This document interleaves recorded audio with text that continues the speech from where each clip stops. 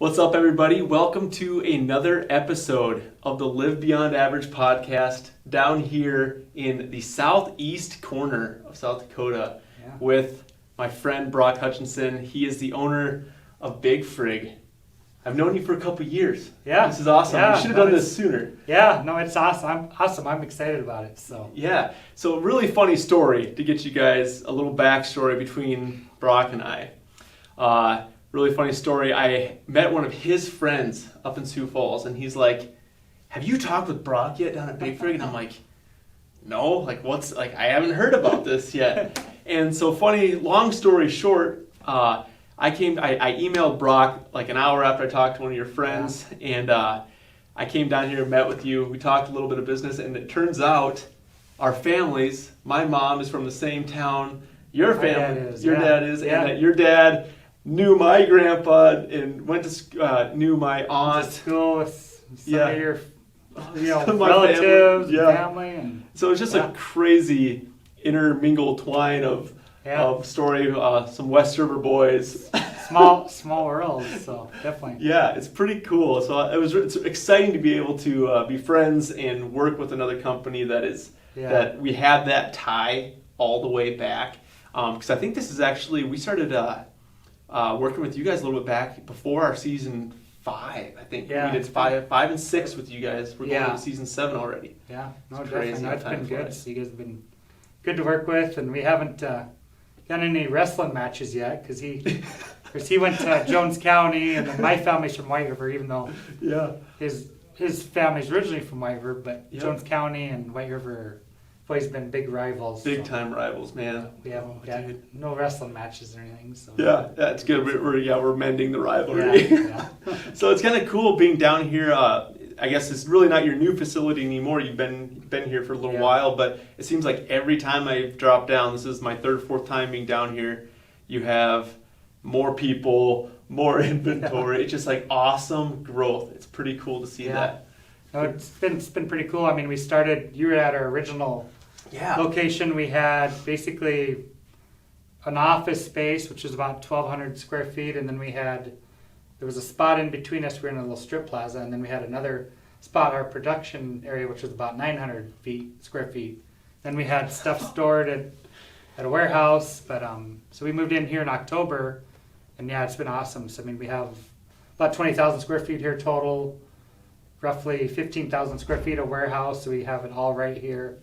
And we've added on people. I think we're up to 17 employees right now. So it's been crazy whirlwind the last 3-4 years. Yeah, I can't imagine. And it's like I always say to Brock every time I see him, because he is probably the busiest guy I know. He's like the show season is like a great example. Insane. And I was lucky enough to be able to run into you down in Salt Lake City at the Hunt Expo, the Western Hunting Expo, which is like. That was my first time at that. Oh yeah, were you the one that bought the big hunt? Oh yeah, $310,000 mule deer tag. That was unreal on Antelope Island. Yeah, dude, wouldn't that be a dream? That would be. It was pretty amazing. The heck of a show, and then just the auction was really amazing to me. So that was like one of the big reasons I wanted to go. I just wanted to experience that. Yeah. And so I didn't buy my ticket online, and I just went down there and got there that day. It must have been Friday because the auction was Friday night. I went to that.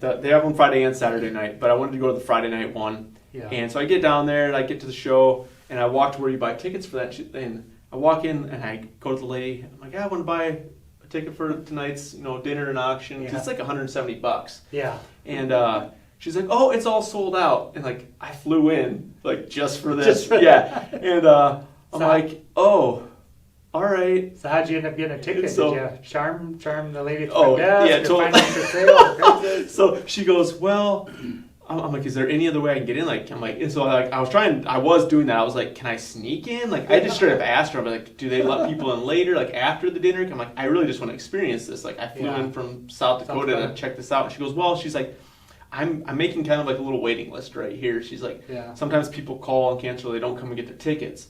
And I'm like, oh, well, that would be awesome. And so she pulls out this little piece of paper and I'm the first name on it. And so I'm like, okay. Top of the list. So she goes, there's a bar, like a little open area where people hang out and buy a drink. She's like, just be there, buy a drink. She's like, who knows, I might call you, you might be able to get in. Yeah. And so, like, hang out at the show all that day, see you, and which was, that is a cool show. Yeah. And finally, go to that night, I go buy a beer, I'm hanging out, my phone rings, and, like, I see it's a Salt Lake City number, so right away I know, and I'm like, do you have a ticket? And she's like, how'd you know? She's like, I'm like, I am like 30 seconds away from your office, and I jetted over there. She's like, I knew you'd be really happy. It's the same lady. Wow, and, that's awesome. So I was so stoked. The dinner was good. Yeah. The auction is something that, like, everybody needs to experience. Yeah. Like, how much money was spent that night? It was like $1 million, wasn't it? Yeah, it's going to be $1 million plus. I mean, there was a lot of hunts over 20, 30,000. And nuts. It was nuts. Great speakers. Which night were you? Were you there that night when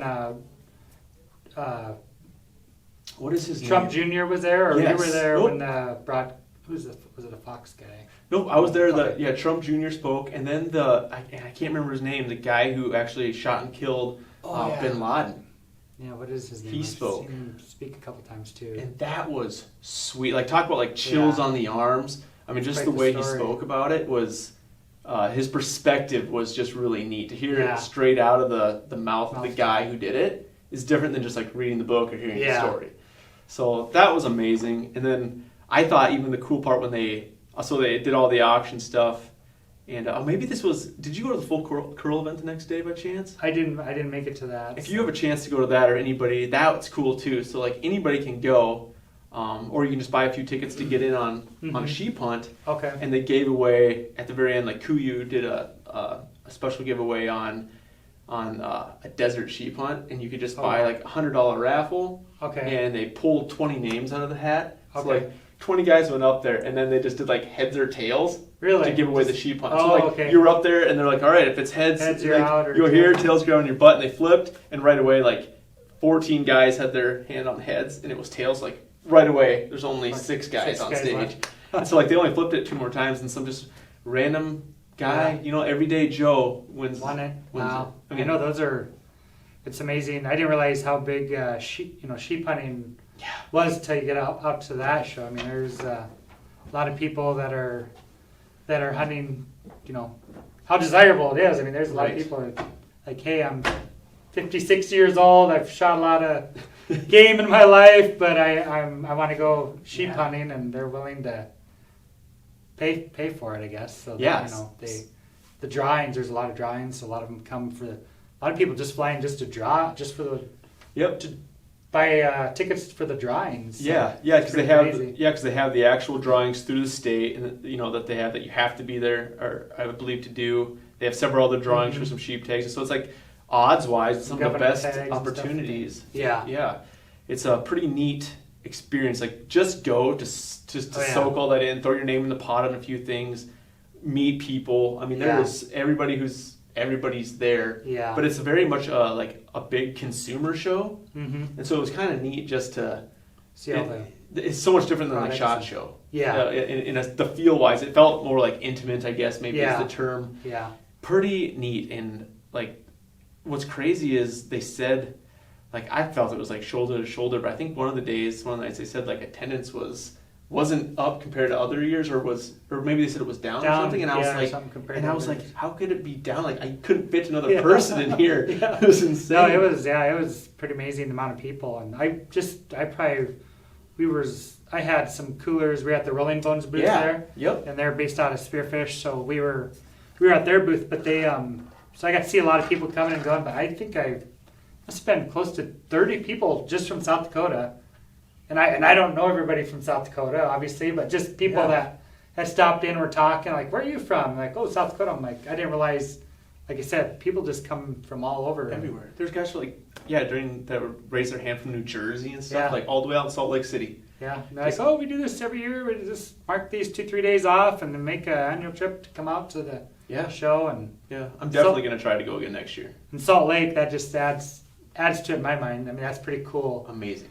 Pretty cool city, and on the edge of the mountains there, and beautiful views, and so. Yeah, I don't think the views get much better than like in a city than Salt Lake. No, like, because you have mountains just all around you, and they're pretty close to the city. It's just straight up gorgeous. I mean, pretty cool place.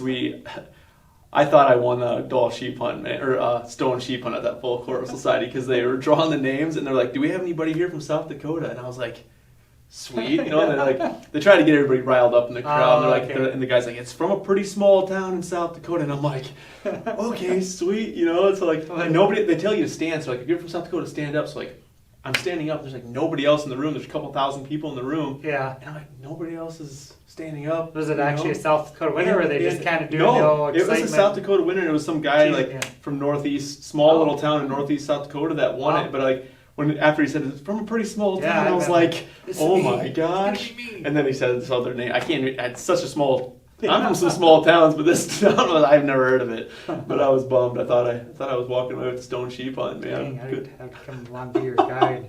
I would take your bag. It would be awesome. It would be awesome. So, Brock, tell me a little bit about, you growing up, your interest in the outdoor world, because you have another business that isn't necessarily in the outdoor world, but obviously you do have some passions that line that, because you love to be out and fishing, hunting, stuff like that. Definitely, yeah. I was born and raised in Isabel, South Dakota, which is the northwest part of the state, about 60 miles west of Mobridge. So obviously we raised on a ranch there, did a lot of, round cattle and livestock. And so my grandpa, it was about a 30,000 acre ranch. So when we weren't working on the ranch, we were usually fishing or hunting, whether it be, deer during deer season or prairie dog hunting. Did a lot of fishing, just going around to stock ponds. I remember we used to have this little aluminum boat. We throw it in the back of the truck, and my brother and I would take off. And so, which is kind of funny because I look at nowadays, and I have daughters that are this age. I'm thinking, I don't know if I'd let them do that, but heck, we're like 10, 12 years old, and we just take off with the aluminum boat and our trolling motor and go fishing. And of course, we wore life jackets and stuff. But so that's kind of how I got started, just hunting and fishing around there. And then my other business, other business called Solo Step, which I partner with two other people. Okay. So we bought that business back, 2012. Okay. So 2012. No, 2000 whatever. Actually, it was 2006. Sorry. Okay. Off 6 years. But so that's in the physical therapy industry. So I've always been an entrepreneur. I love the business side of things and trying to make things grow and in the marketing and sales side of things. So that business is doing well, but I just always initially how I got into this is I wanted to get some tumblers for some customers for Solo Step to give away to them. So I ended up going directly to the manufacturer. Of course, we had to order. It was like a 5,000 minimum quantity order. Oh, geez, my wife thought I was nuts. She's like, "What the hell why would you buy 5,000 tumblers? You only need like 500-600 of them." So I'm like, wow, it'd be a lot of birthday, Christmas presents. All our friends will have them or whatever. But so anyway, I ordered them, and then we took them to a local place here in town to get lasered with Solo Step logo on them.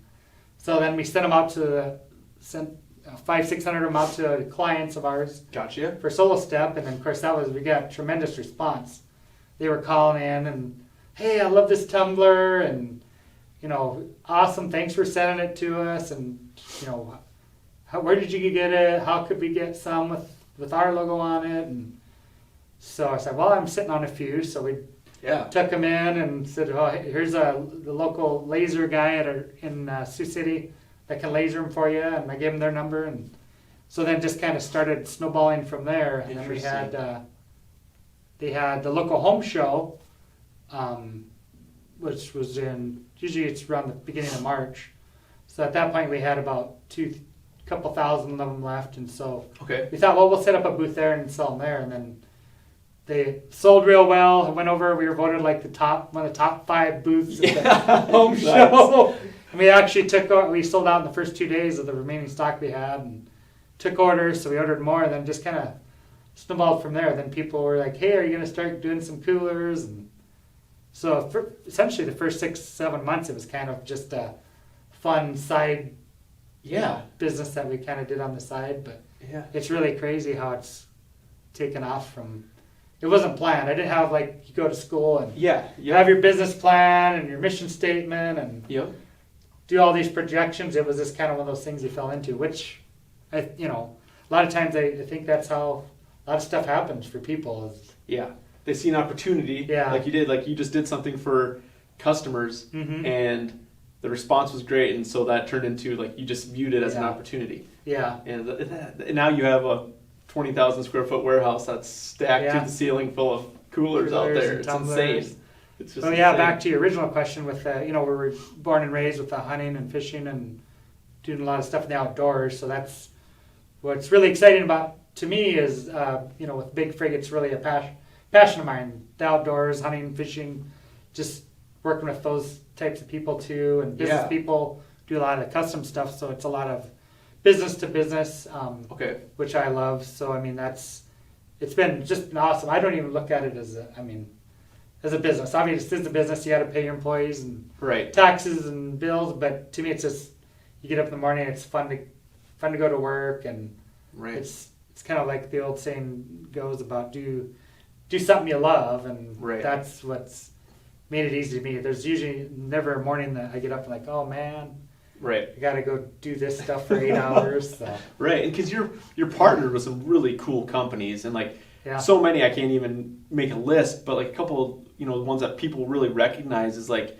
Grunt Style and Black Rifle Coffee Company. Like you see those guys rocking Big Frig gear and selling it with their logos on it. I mean, that's what makes you guys so much different too. Is your guys' marketing that way is so neat.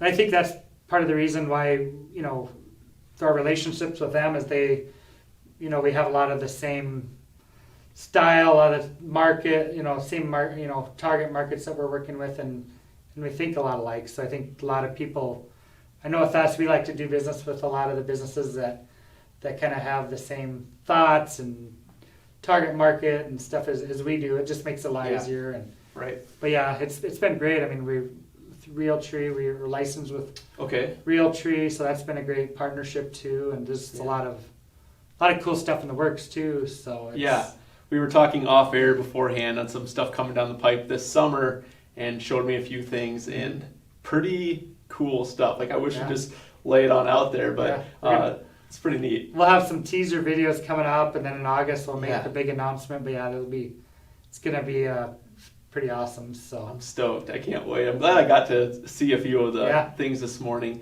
And so that'll lead me right into this. How like one of the questions got sent over from a buddy of mine, Colin.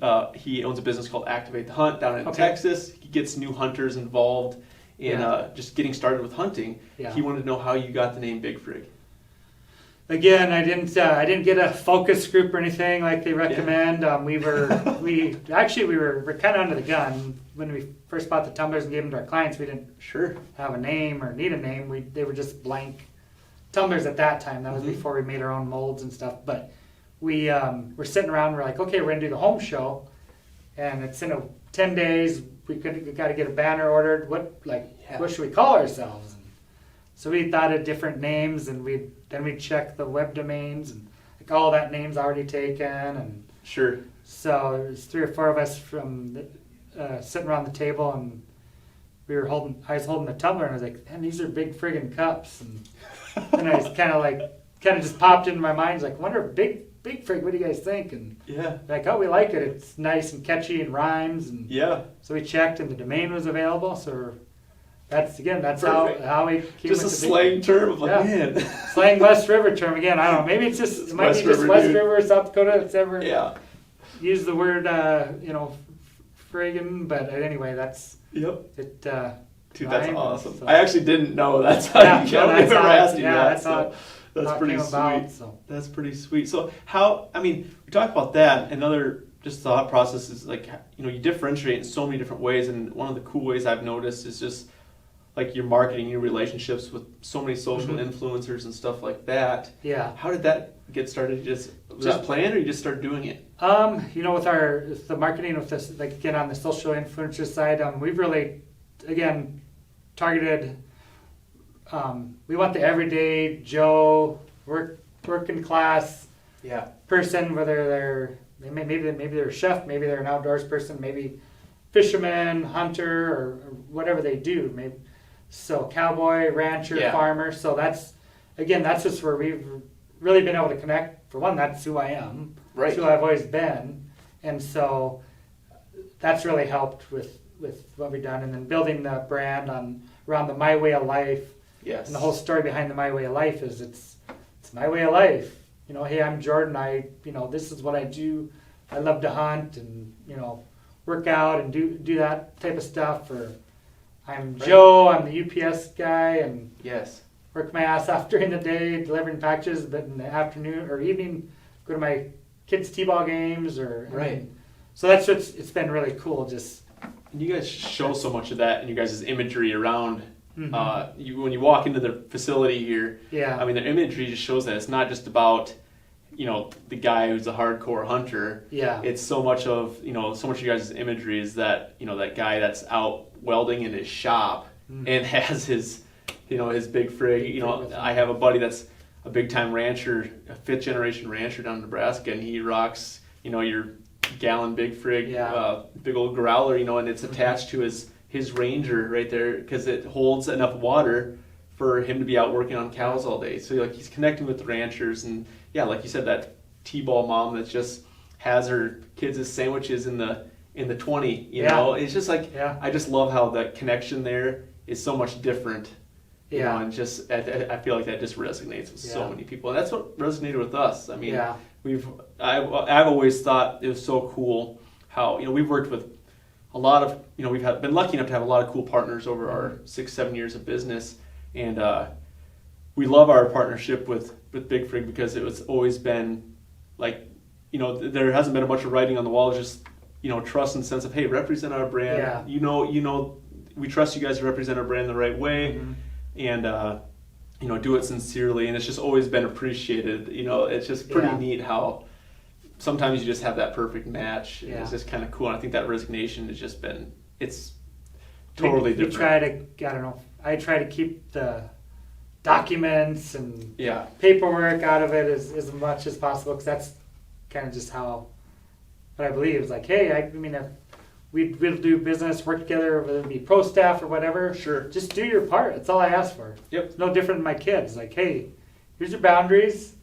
Stay within those boundaries. Do what you're supposed to do, and do a good job, and it'll be easy for you and easy for me. But and then if people and as time goes on, if people don't want to put the time in or want to have that relationship, because it's really about the relationship. Right. And that kind of weeds themselves out, whether it be pro staff or whatever. But for the most part, we've done a really good job. We have great partners, clients, pro staff, and ambassadors that really, they have their way of life with whatever it is, and they're very responsive, and they do anything they could to, for us, whether it be providing photos or videos, and so that's really cool. And it's been a big thing of me to stay away from the money sponsorships. We get a lot of I got this, I got that, and I got a gazillion followers on whatever, and pay me $10 grand, $20 grand, and I'll like your cooler. That's just not. I want people to like our stuff because they like our stuff. Exactly. So exactly, use it because it's what they want to use. Yeah, exactly. It not just because authentic. I'm writing them a check. They feel like they got obligated that they have to go spread the word about it. So. Right, exactly. So we got through that stuff. Tell me a little bit about, and I know you've talked to me a lot, you have opportunities come at you left and right. Yeah. What are some of the cool opportunities you've seen come at you for different hunting, fishing opportunities that you have gone on over the last several years, or you have in the back pocket that you want to go do? Well, one thing I'd like to do, maybe even this summer, I have a couple of opportunities to go noodling. Okay. For catfish down. I don't know, have you ever noodled? I've never done it, but I want to. I've always thought, looks fun. Now, I don't know, I might squeal like a little baby when I get my arm down there and I get a fish on, but so. For sure. Had a couple opportunities to do that. Obviously, if I could just go hunting and fishing all the time, and my wife and kids wouldn't mind, I could probably make a full year out of it. Cause, easy. Yeah, there's always fishing down south, from red fishing to redfish to hog hunting. I haven't done that yet, so that's something I'm planning on doing. I'm planning on doing like a whole like a road trip down through Oklahoma and Texas, Florida. Yeah. So my plan is, I think maybe you could get permission. We'll go on a little road trip. Can I self-invite myself right now? So, yeah, that sounds awesome. Like I've always, the redfish is cool. You see those pop up on Instagram once in a while, the photos, and I think that would be a blast to hit those in the prime. Would be a lot of fun. But probably on the top of my list, I would love to do some. I'd love to do a mountain lion hunting or bear hunting one of these days. So that would be that's probably on the top of my list of things to do. I actually got invited to go over to South Africa here in the next couple months, but I had to turn that down because I couldn't. Okay. So it's a lot of more remorse of stuff that I can't go on. And, that's a double-edged sword. What's that? It's a double-edged sword because like the business, gives you some opportunities like this because you do well by the people and they own companies and they're going on this and they invite you, but then you own a big business and you're busy. And you're busy and you gotta keep the wheels spinning and you gotta the hot stuff at the office and.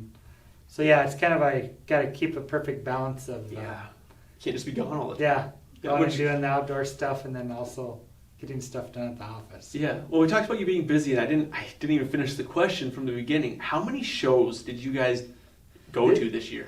This year, like in the first quarter of the year, basically January through on into April, I guess first 4 months of the year, we did like 19 shows. Jeez. So some weekends there was 2 or 3 shows in a weekend. And so you had guys like every area of the country. Yeah, I mean we were from Pennsylvania at the Great American Outdoor Show to the Western Hunt Expo out in Salt Lake to just your SHOT Show down in Vegas to Sioux Falls. Outdoor hunting show and everything in between.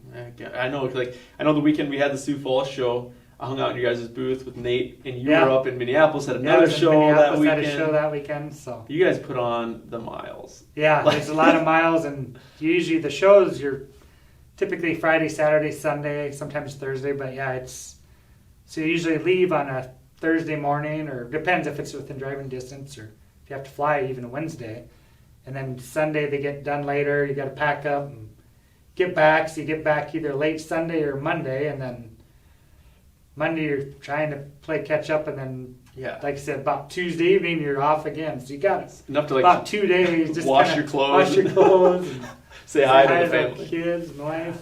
It's nuts. I mean, that's kind of like how it is for us during the main part of our hunting season when we're filming. I mean, it's just like you utilize those weekends to be away a little bit more, and so you'll take off on a Thursday, you'll hunt like Thursday, Friday, Saturday, Sunday. You'll get home like midnight on Sunday. Catch up on stuff and some other work like Monday, Tuesday, and Wednesday. You're kind of back at it, and it's just that way for that. That September, October, November, December. Yeah, it's just kind of crazy, and now it's like January, February. If we draw a late season hunt down Southwest, sometimes you have a hunt or two down there, and you're trying to Now we're getting to the point where it's like you want to get to a show or two just because you should be meeting people and having your face. So it's just.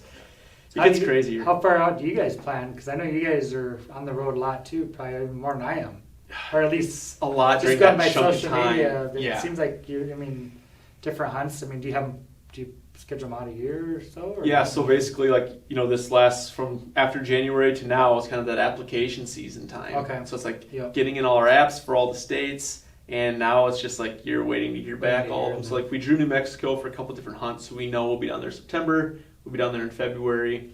Gotcha. And now you're just filling everything in between South Dakota stuff, other states if it pulls through. Do you ever get too many apps where you can't do it all, or where you've been approved? I know I've had what year was that? It was season 3 or 4. 4 was insane. We just drew a lot of tags, and we probably overdid it, but it was one of those years where we had seen really good growth after season 3. So season 4 is we really wanted to hammer. We were actually airing on some national networks that year. So it was meant to be that we drew a bunch of tags. But I think we hunted in 6 or 7 states that year in a 3-month time period. It was Alaska, Montana, South Dakota, North Dakota, New Mexico, in Colorado or something. It was way too much. Wife wasn't too happy by the end of that year. Season 5 we backed her down a little bit. I think we just had New Mexico and some other stuff, but it was quite an adventure. But it's like, man, you go to like Alaska, and it's so true what they say. Once you go, you will be going back. Like it just calls you back. I can't wait. That's on my list. Just to even go up there, go fishing. Yeah. It's just awesome. So yeah, I just want to do like last summer we planned on. We never did it, but just do a quick flight up to Ketchikan during the salmon run and fish for 2 days and come back because it's an easy flight. I got a friend up there that's been book it. Texting me, told me a couple months ago, like, hey, you want to come up there? That's where he goes up there. He actually just got up there last week, and so he goes up there for 3-4 months and has a boat and does the should film it thing and film a My Way of Life episode. Because I mean it's kind of cool because it's always during that time frame. If you want it, during some of that salmon run, it's before some of the hunts. You can do it in like late July and August, I think, if I have my times right. And we might be able to fill late July. Dude, we should go weekend. Middle of July at ICAST, but then there's a week there in late July. We could probably. We might be getting serious about this right now because that would be a blast. And it's an easy flight. Like you fly Sioux Falls to, or even Omaha, because you can fly Alaska Air. Is that a straight shot? Yeah, you can go to Omaha to like Seattle, and then jump on a quick little flight from Seattle to Ketchikan. You're right there, ready to rock. Ketchikan is a sweet little town.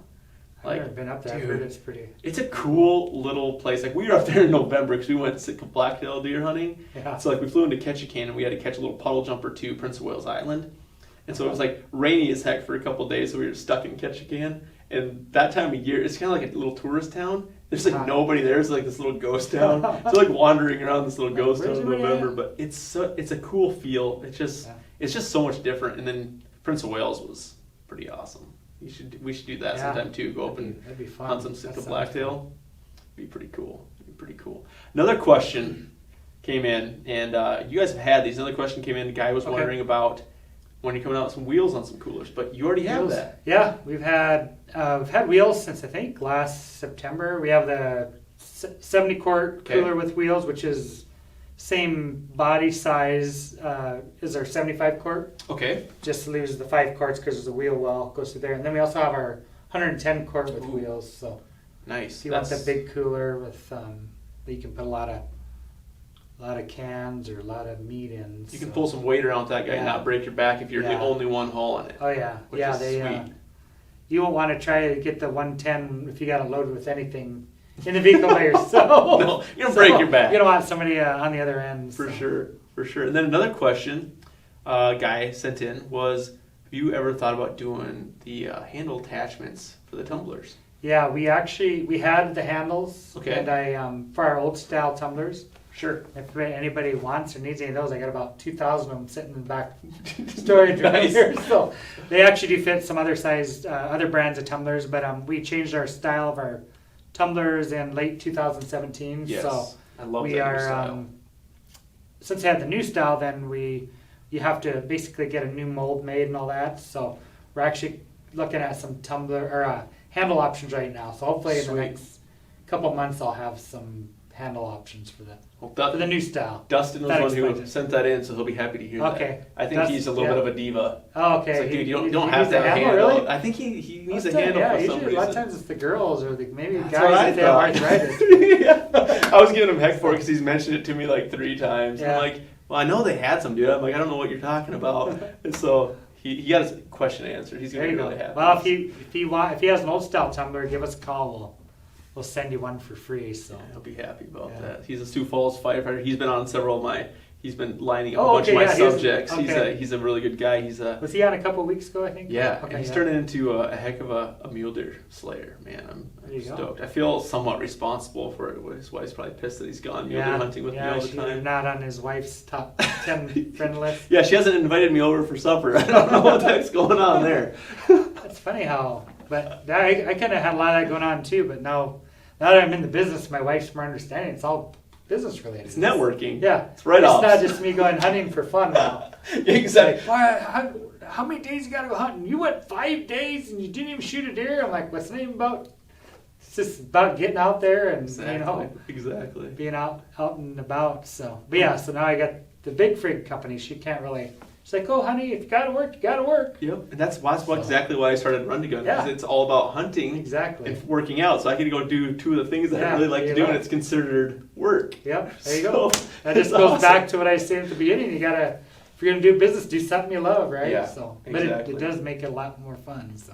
And we were talking about that in the back too, about that just diving in sometimes, you know, and like you said, the risk that you take in business sometimes, and like managing cash flow and doing all the things that it takes in business, and sometimes you just have to dive in.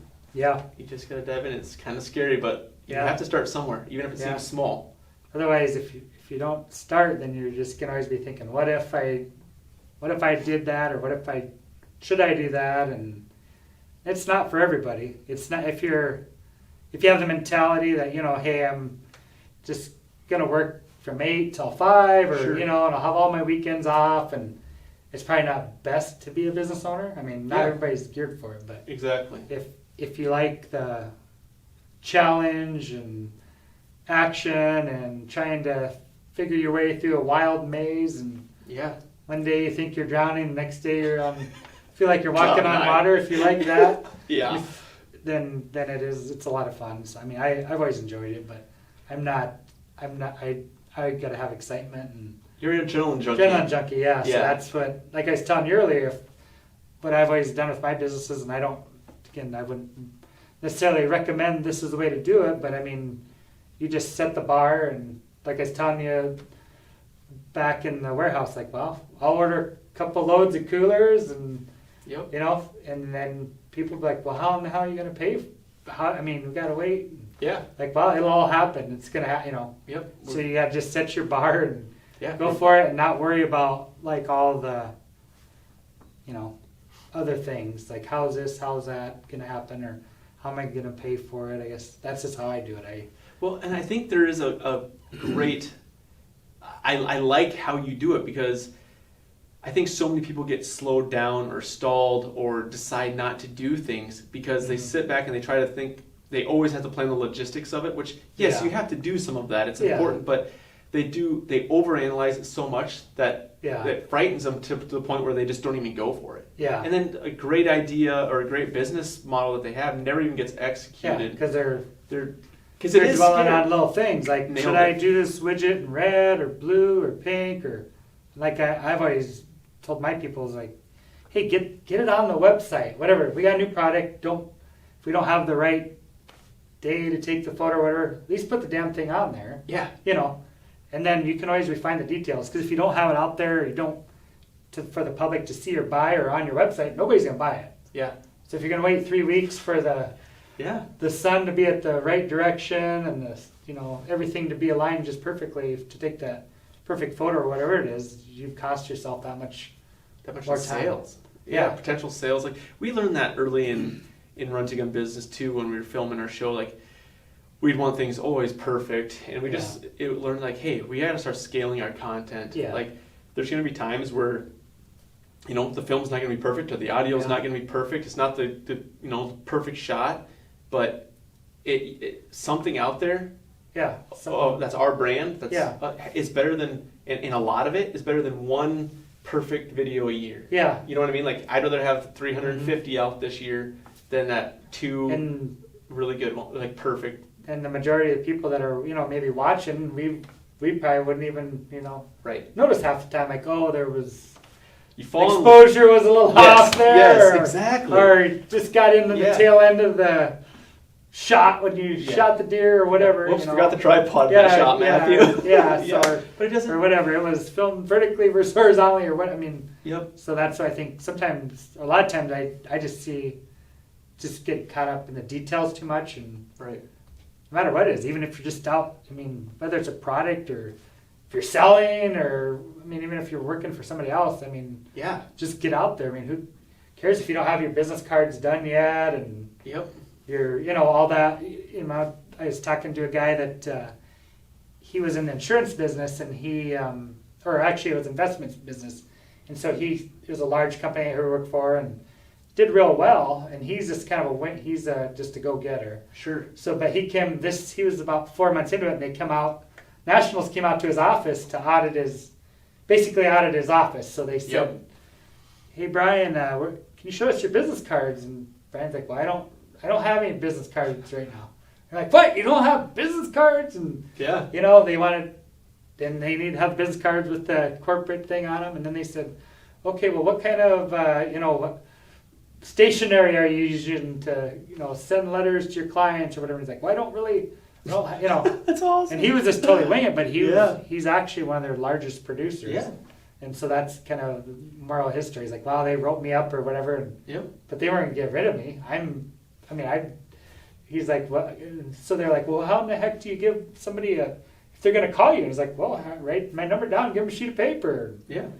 Text them. But so anyway, the moral of the story is, just get out there and make it happen. Don't worry about if your business cards are done yet, or they're the wrong color. the wrong color, or so. Yeah, it just all it does is freeze you up, slow you down, and you just get in your own head. Yeah. And when you start having that self-doubt because you're getting in your own head, it's just self-psyched out. Yep. And Yep. Usually it's not somebody else that psychs you out or discourages you. It's your own head that does it. And it's crazy, but man, the people who you have to have some level of confidence and risk-taking ability to just go try. Just gotta go try it, So, well, cool. That was we covered some multiple subjects there. I like it, and I think we booked a fishing trip. Yeah, so. Fishing trip, maybe a noodling trip, and hog hunting trip, maybe. Oh, dude, I'm gonna be busy this year. So it's gonna be good. Well, cool. Last question of the day to finish this off. Okay. And I asked a couple guys the same thing. Okay. You could go on bucket list hunt of your life tomorrow. You could leave. What's the hunt? Where are you going? Where are you hunting? Where am I going? I would probably I'd like to go over to Russia on a sheep hunt. So but I'm a little out of shape right now, so that's one thing. I'd have to get in better shape. So. I can help you with that. Yeah, maybe I need to have. I got you covered. You just come down here every day and get me trained up. I got you covered. There you go. Yeah, we'll build a gym in the corner of the warehouse. Be wicked cool. That might be a good documentary. You could take me from out of shape to in shape. We could do some cool stuff with your whole crew down here, man. That'd be a lot of fun. I might have to talk about it. That'd be a lot of fun. Yeah. Well, thanks for jumping. Hey, actually, let's do. Where can people find your stuff, Brock? Okay, you can. We're located at 610 Freedom Drive, Suite 2 in North Sioux City, South Dakota. Obviously, if you come in to our store, or you can go online at bigfrig.com, and we've got everything on most stuff on our website. We have some cool new stuff we're rolling out here in July. We've actually just rolled out our. I don't know if you've seen the cooler backrest yet. I saw it on Facebook. Yeah, so basically it's a backrest. You put it attaches to your cooler, so you're fishing or in the boat or whatever, you can basically make your cooler into a chair. So perfect.